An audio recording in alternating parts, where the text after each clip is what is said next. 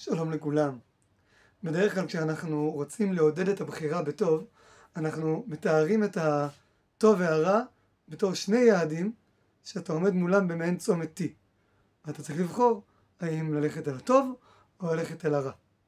אבל הציור הזה לא כל כך מדויק, כי הטבע האנושי הוא כזה, שגם אם לא תבחר כלום, כנראה שמה שיהיה דומיננטי אצלך יהיה הרע. אתה לא חלילה תהיה רשע, אבל אתה תתגלגל למקומות לא טובים. כדי לדבוק בטוב, אתה צריך לבחור בו שוב ושוב.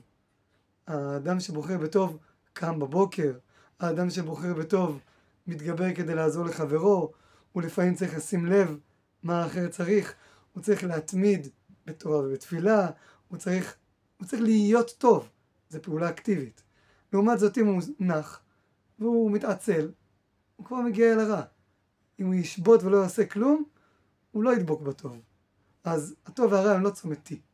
צריך לבחור ללא הרף בטוב. אבל העיקרון הזה מאותגר קצת בפרשה שלנו. כי כולנו יודעים לצטט את המשנה במסכת אבות. שכל שיש בו משלושה דברים אלה, מתלמידיו של אברהם אבינו. וכל שיש בו משלושה דברים אלה, מתלמידיו של בלעם הרשע. רוח גבוהה, נפש רחבה וכו'. והשפת אמת שואל שאלה מדהימה. הוא אומר, תלמידיו של בלעם הרשע? למה הוא צריך תלמידים? בשביל רשעות מספיק להיות שוטה שבעולם. אף אחד לא צריך ללמוד רשעות. אין קורס כזה. כדי להיות רשע, פשוט תזרום את האהבות שלך. אבל זה כנראה לא נכון. בלעם הרשע לא היה טיפש, ולא היה סתם תאוותן שלא הצליח לעמוד כנגד התאוות שלו.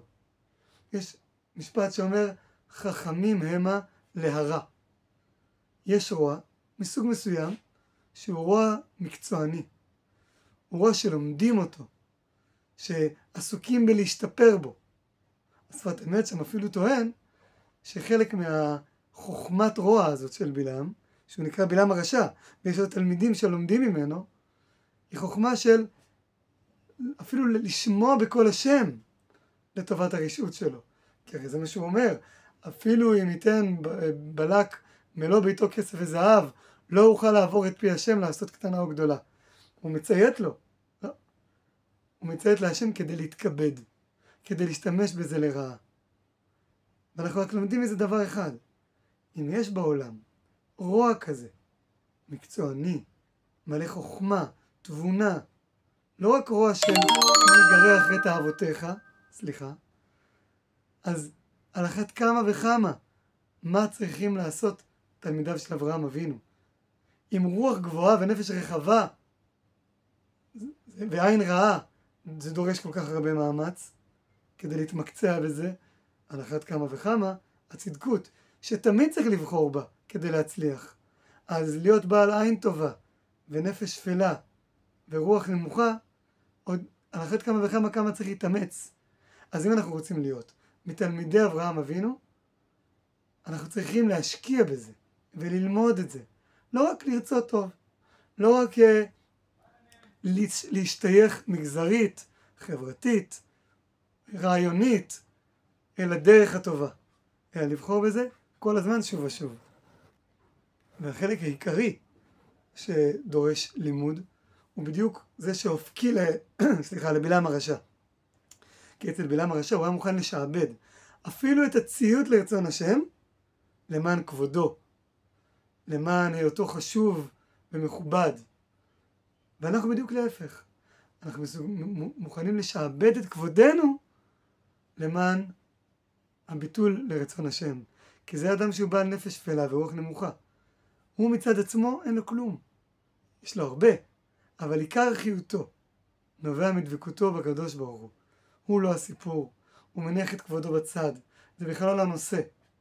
הוא מוכן לשעבד הכל כדי לבחור בטוב. ואז יכול להיות שלמראית עין, דווקא הוא לא ייראה מכובד, הוא לא ייראה כמו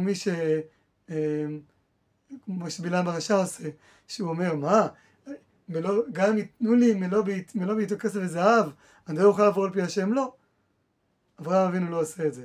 אברהם אבינו הוא עשיר, הוא כבד מאוד בכסף ובזהב, אבל זה לא מעסיק אותו. זה לא מחיה אותו. הוא מכניס את הידיים שלו לפעמים לתוך הבוץ, לפעמים דם שפיר ושליה, כדי לעשות את רצון השם, כדי לקדם את העולם למקום טוב יותר. צריך ללמוד את זה, צריך לעסוק בזה. ואז נזכה להיות בעזרת השם מתלמידיו של אברהם אבינו. שבת שלום ומבורך.